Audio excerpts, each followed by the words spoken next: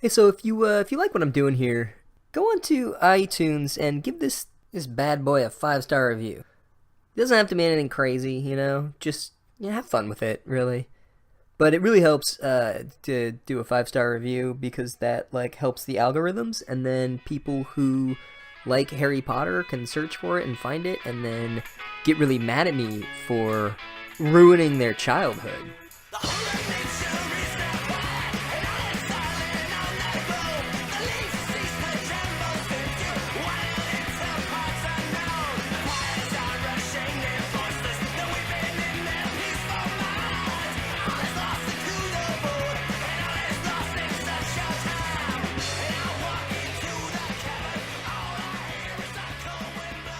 Chapter 4, this one's called At Flourish and Blots. At Flourish and Blots. Which sounds like a charming cafe serving like tapas style new American dishes. Farm to table, hopefully. Bottomless mimosas for brunch, one of those places. 2-hour limit though. You don't want to get too sloppy. You got the rest of the day ahead of you. You want to spend your weekend all blotto on cheap champagne, wake up with a headache. I have no idea where I'm going with this. So the first sentence is really bad again. This is a new thing the narrator is doing. They were not this bad before, but now all of the first sentences are really bad. Just opening up the chapter with the most poorly crafted sentence of all time. Life at the Burrow was as different as possible from life in Privet Drive. So, first of all, I have to supply my own knowledge of how different life can be, I guess. It was as different as possible, whatever the fuck that means. But then there's also life at the Burrow being compared to life in Privet Drive. And I am fully prepared to admit that the idiom in Privet Drive might only sound bad to me because I'm an American. Although it seems like even if this were correct, wouldn't you want to use the same idiomatic phrase when comparing the two? I should really just stop questioning this shit. It doesn't do me any good. So then, by way of explicating the contrast, the narrator has this anecdote where Harry looks in the mirror, and the mirror is like, "Tuck your shirt in, Scruffy." So first of all, this sounds so fucking obnoxious. Like, you can't even just be relaxing around your house without some fucking wall decoration insulting your appearance. Like, this mirror is just going to dunk on you at all times. Like, it's like the hosts of What Not to Wear decided to form a police state in your house.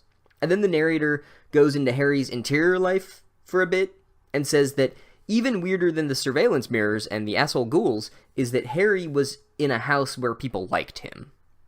And it's still weird how every time they dip into Harry's thoughts, it's always like bubbling with just the remnants of mistreatment and abuse. But then according to his actions, he's like the most normal, well-adjusted kid ever. Obviously, different people react to different home environments differently, but the bulk of the evidence suggests that his first instinct would be to, be severely distrustful of all these new people who've brought him into his home, rather than just being like, oh, what a crazy curiosity that these people all like me. And then just, taking that at face value. That's weird. Keep in mind that this was the dude who was tortured and abused by his family for years, and decided that he preferred them to that old woman who, fed him and had cats.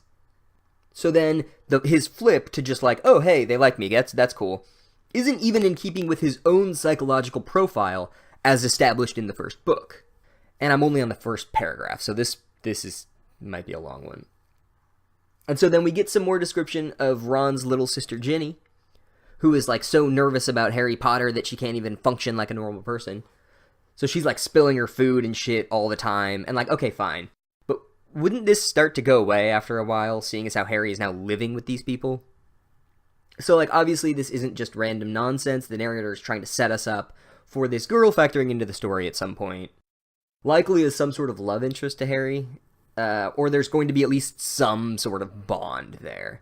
And this goes right back to the idea of, our bonds are innate rather than forged through context and circumstances in history. So it's this perfect little neoliberal fantasy that strips all meaning of our lives away from its, social and historical context and places it in this platonic realm of the eternal. There's no social baggage or contingencies to work through, no contested terrain for these people to navigate, nothing to prepare you, in other words, for how relationships actually work. It's just someone is madly in love with you for some reason, and in this case, Harry, the reason is basically that you're a celebrity. Like, Ginny isn't enamored of his kindness or his charm or his stability or anything like that. She's into him because he's a celebrity. It says it very clearly, which is to say she is into her own image of him. Which is, of course, bound up with this weird, uncritical exaltation of celebrity and celebrity culture that this book seems to love to do. Keep in mind, both Harry and Dumbledore, our two main protagonists, are both celebrities in the wizard world. Like, Dumbledore literally has a playing card like he's a fucking sports hero. So I'm kind of curious to see where this goes. This stuff was all set up in the first book and handled so non-critically that I'm not really holding my breath for anything particularly interesting. But maybe having this Ginny and Harry relationship, getting into those ideas, would be interesting. You know, how celebrity isn't a good foundation for a relationship. I mean, any sort of relationship. And then what it means to put certain expectations on certain people, and how those people might not be able to meet those expectations, which then, you know, can then cause resentment and disappointment and all that. And the story actually has an opportunity here to explore those themes and maybe subvert my own expectations a little, and maybe really dig into what it means to care about someone. So who knows? And then Ron's mom gives Harry and Ron letters from Hogwarts, and there's some, like, more lampshading going on, like, oh, Dumbledore already knows you're here. He's so on top of things. Here's your letter, Harry. It's like, yeah, he's so on top of things, except for the decade of Harry's solitary confinement that Dumbledore did jack shit about. Other than that. And so the letter has, like, this list of books that everybody needs to get, and the list is literally just, like, one book that's like standard boring book of wizard shit for second year wizards, and then a whole fuck ton of books that are like breaking up with the banshees, gadding around with the ghouls, holidays with hags, voyages with vampires, zoning out with zombies, snorting up with Snorlaxes. I don't remember. So they're all by the same author, and so this is like the fucking Sue Grafton of wizards, I guess. Also, this doesn't seem like a very diverse syllabus. Apparently Hogwarts second year is just one giant seminar. And then Fred makes a casual misogynistic joke about how only women read Sue Grafton. That's weird. Also, I don't remember which one Fred is. And then Harry finds out that Ginny, the shy girl, is also going to Hogwarts. And then he says, like, two things to her, and she immediately blushes and sticks her elbow in the butter dish. Ha! Wonderful slapstick there. Although, in fairness, I'm shitting on this for some reason, but it's actually a marked improvement. We're learning about Ginny through descriptions of Ginny's actions that we can then assign meaning to, rather than the book one thing where the narrator would just be like, Snape was very mean in some unspecified way. And then they get a letter from Bossy Girl, and just in case you were wondering, she's back to Bossy Girl, because her letter is super bossy. It's like, I hope you didn't do anything illegal. Like, what are you, a fucking cop? And their letter is like, oh hey, your stupid owl is about to die, so why don't you get a new owl? Anyway, I'm super busy with schoolwork. I hope you're well. Peace. And then they go and they practice Quidditch. Harry and Ron and all the brothers practice Quidditch. And we're told once again that Harry's broom is, and I'm quoting here, easily the best broom. I had the best broom. Made Dumbledore pay for it. Wait, what? And then the narrator is like, Ron's broom is old and limp and shitty because it's his dick. And then the Weasels all worry about money for some reason, even though it seems like Mr. Weasel has like a really good job working for the city, like making laws or whatever. So apparently the wizard world is like just as ruthless and shitty to ordinary working folk as our world is. Or maybe the Weasels just have like 18 kids and they're trying to send them all to insanely fancy private schools. Or I guess I should say to the only insanely fancy private school in this universe. And so it seems like, much like boarding schools in the US, the real purpose of Hogwarts is to transfuse power through your family lines, while keeping up the illusion that there's some semblance of meritocracy to the whole process. But of course, unless you're in the ruling class, this process is designed to siphon as much money out of you as possible. So Hogwarts is basically an institution designed to both redistribute wealth upwards and to keep it concentrated at the top. Not unlike actual private schools. But does the narrator morally condemn this or criticize this in any way? No, not at all. And so they have to buy their school supplies, and there's this shit that the Weasel family has called flu powder, and they keep it in a flower pot, and you basically throw it in a fire and say where you want to go, and then you magically go there. And Harry doesn't know any of this, and they're like, well, then how did you get to Diagon Alley in the fucking first place? And Harry's like, I took the subway? And they're all, like, shocked at this. Like, what a pleb. And so then he does the flu powder trick, and I think there's supposed to be, like, some rule about, like, not eating immediately before doing this, because, like, he gets all, like, shitty and sick, and his breakfast starts to come up, and then he breaks his glasses, and he kind of, like, coughs on the word, and so he breaks his glasses, and he's all covered in soot, and he doesn't know where the fuck he is. This seems like a really dumb way to travel, just saying. And then he finds out he's gone to some, like, creepy-ass dungeon with, like, human bones and weird medieval weapons on the walls and shit. And I'm like, fuck yeah. He's landed in some weird-ass pit, and you'll have to, like, fight other prisoners in some sort of gladiatorial combat. Here we go. But then it turns out it's just, like, a weird shop. And then he's trying to leave the place, but he runs into Dracula Kid. And he's like, I don't want Dracula Kid to make fun of my family's finances. And so he runs and hides in the cupboard so that Dracula Kid doesn't see him. And I'm sure that'll work. So Dracula Kid walks in. But he's there with his father, Luscious Dracula Man, and we've heard about this dude. Excited to finally meet him. And so then the Dracula family are, like, talking to the shop owner. Or first they're talking to each other, and of course they're talking about Harry Potter's dick, or broom, or whatever. And Dracula Kid is like, everyone thinks Harry's so smart and so cool, and he has such a big broomstick.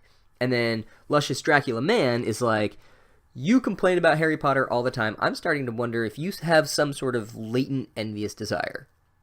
And then he's like, also, you shouldn't talk about Harry Potter because everyone thinks he's great, and they all think we're evil pieces of shit, so maybe just cool out a little bit.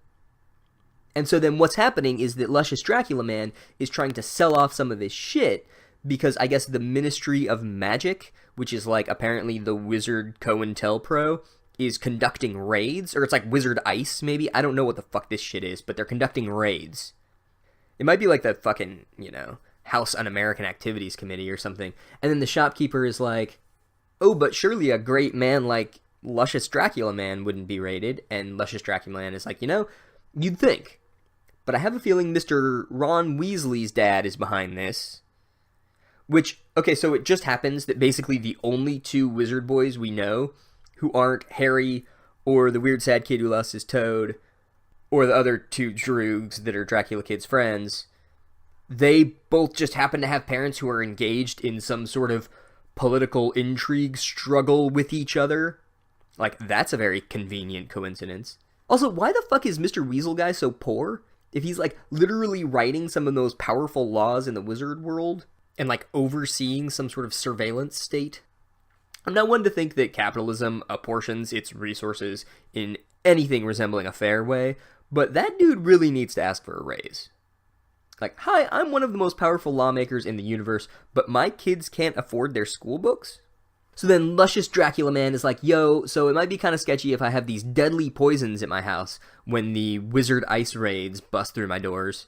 And so then they're like, yeah, and then they're both like, so this is Luscious Dracula Man and the shopkeeper, they're both like, we're both fascists, and we care about wizard blood, and we dislike all the social changes that have made us feel scared and precarious over the past few decades. And then Luscious Dracula Man and his Dracula Kid son leave, and then Harry Potter leaves the cupboard, and he runs into a witch carrying a tray of fingernails, because this is a normal book, and then he runs into Hagrid in the most convenient fucking accident ever. Apparently the wizard world has like 7 people in total, and so Hagrid tells Harry that he's in the bad part of town called Nocturne Alley. Like, what did the wizards fucking redline or something? Why is there a bad part of Wizard Town? Like, oh yes, this is where the factory used to be, but it closed up when they moved to Wizard Mexico. So then Harry and Hagrid are just randomly walking, and they run into Bossy Girl, because again, there are 7 people in this world. I honestly go to like the same 6 places in my neighborhood all the time, and I go months without running into people I know. So this is just a very strange concept to me. And so then Bossy Girl meets up with Hagrid and Harry, and then all the Ron Weasley kids, all those people all meet up, and it's all just one big happy party. And then Mr. Weasel guy is like, oh Harry, your glasses are broken, and he gives them like a tap, and the glasses are fixed instantly. Like, hey buddy, why not just tap some fucking LASIK surgery into Harry's eyes? I love how wizard magic is like able to erase memories or completely freeze people or immediately fix broken objects, but it is no match for nearsightedness. And then Hagrid leaves, and Harry is like, hey, guess who I ran into in the bad part of town? Dracula Kid and Luscious Dracula Man. And Mr. Weasel is like, oh, I bet Luscious Dracula Man is selling off his stuff because he's scared of me and the insane privacy violations my organization commits on the reg. And Mom is all like, be careful, my dude, that family is trouble. And then they walk into the anti-Semitic Goblin Bank. And who is in the bank but Bossy Girl's parents, who I recall from the last chapter, or from the last book, are dentists? But more importantly, we learn that they're muggles? Or maybe we learned that already and I just didn't catch it. And so anyway, they're fucking dirty muggles. And so, of course, Mr. Weasel Guy, who has a total muggle fetish, is like, hey, let's hang out. Also, I don't really like meeting all these kids' parents. This is really dumb. Like, who gives a shit about these parents? And so they get their gold and shit or whatever. And then apparently Flourish and Blots is actually the name of the place where you get your school books. So no new American cuisine, no mimosas. But Sue Grafton is there and she's signing books. And there's a huge crowd for it. And it's all middle-aged wizard women. And so then the author is actually a dude. This Sue Grafton is actually a dude. And he's described as this, like, jaunty dude with dazzling white teeth. And everyone is all fawning over Mr. Sue Grafton. But he's like, is that Harry Potter? Because remember, Harry's chief characteristic is that he's a beloved celebrity. And so then everyone goes wild for Harry, and then Sue Grafton announces that he will be teaching Defense of the Dark Arts at Hogwarts, and everyone claps, and he's like one of those dudes who puts all his work on his own syllabus, you know, that guy. For some reason, I'm picturing this dude as Hugh Grant's character from Paddington 2, Phoenix Buchanan. Everyone should watch that movie, by the way. Hugh Grant, Sally Hawkins, Brendan Gleeson. Really star-studded cast. Great movie. Tight script. And so then Sue Grafton gives Harry all the books for free, and Harry, like, immediately turns and gives them to Ginny. But this makes no fucking sense, because Ginny is a first-year student, and the Lockhart books were all on the second-year syllabus. What the fuck? So either the first-year students have the same book list as the second-year students, and Harry somehow knows this even though he never once fucking looked at Ginny's list, and she can't even fucking talk to him without pouring some sort of food substance all over herself. Or Harry is like, hey, you take these random books that aren't on your syllabus while I buy my own. So either way, it's dumb as hell. And then, of course, shitty Dracula Kid is there, and he's like, oh, look at famous Harry Potter. And Ginny, of all people, is like, go fuck yourself, crappy Dracula. And side note, one time I was at Amoeba Records in Hollywood, and I was looking through the Punk 7 inches, and there was this album by a band I'd never heard of called Crappy Dracula. And the cover had this, like, line drawing of a snowman fighting a scarecrow. And it looked absolutely ridiculous. And so, of course, I bought it immediately. And the songs were fucking awful. And I'm pretty sure I still have that album somewhere. So check them out, Crappy Dracula. You're going to hate it. It's not good. So in honor of that band, I'm going to start calling the Dracula Kid Crappy Dracula, I think. So then Crappy Dracula is like, oh, you have a girlfriend? And then Ron comes over, and we get the worst simile in the book so far. Here it is. Ready for it? Oh, it's you, said Ron, looking at Crappy Dracula as if he were something unpleasant on the sole of his shoe. There it is. As if he were something unpleasant on the sole of his shoe. So first of all, both of the pronouns in this sentence are ambiguous. Is Ron looking at Crappy Dracula as if he, Ron, is something unpleasant on the sole of his, Ron's shoe? Or is Ron looking at Crappy Dracula as if Crappy Dracula is something unpleasant on the sole of Crappy Dracula's shoe? Or is Ron looking at Crappy Dracula as if Crappy Dracula is something unpleasant on the sole of Ron's shoe? Or perhaps Ron is looking at Crappy Dracula as if Ron is something unpleasant on the sole of Crappy Dracula's shoe. Also, something unpleasant? Like, how fucking lazy is that? The other's like, fuck it, I don't even want to think of something. Just think of your own something unpleasant. Anything unpleasant will do. A noisy neighbor? Nasty cough, the Armenian genocide, doesn't matter as long as it's unpleasant. It's fine. Also, if something is on the sole of your shoe, you can't look at it. It's on the sole of your shoe. Was he like standing on one foot and lifting Crappy Dracula awkwardly? Because that's what you'd have to do if you want to look at something, unpleasant or otherwise, on the sole of your shoe. Yep, so I don't think that it's going to get worse than that. I don't think it can. right now that is number one bad simile with a bullet. And so then, of course, in keeping with his character, crappy Dracula is like, oh, you're buying things, Ron? Good luck with that. What with your parents' relatively low income bracket and all. So, like, crappy Dracula has pivoted from, oh, look at this cool celebrity, Harry Potter, what a celebrity, to, oh, look at Ron, you're not as rich as I am. Like, he has, like, this very, like, defined set of parameters, and if you go above or below that in his mind, he gets really angry. And then the fathers come over, and they literally get in a fight. And it's seriously just like, I'm luscious Dracula man, and I'm racist. And Ron's dad is like, well, I'm Ron's dad, and I take an active interest in other cultures. Let's fight about it. And then they fight, and Hagrid comes over and breaks it up. And I'll just say that the paragraph describing the aftermath of the fight needs a serious editor. There's 3 men, and the author refers to all of them as he in ways that are just utterly confusing. Like, you can figure it out from context, but the writing is really muddled and bad. Honestly, in terms of sentence construction, this book is probably worse than the first. He has a very flawed facility with the language in these early chapters, for sure. It's, like, barely readable.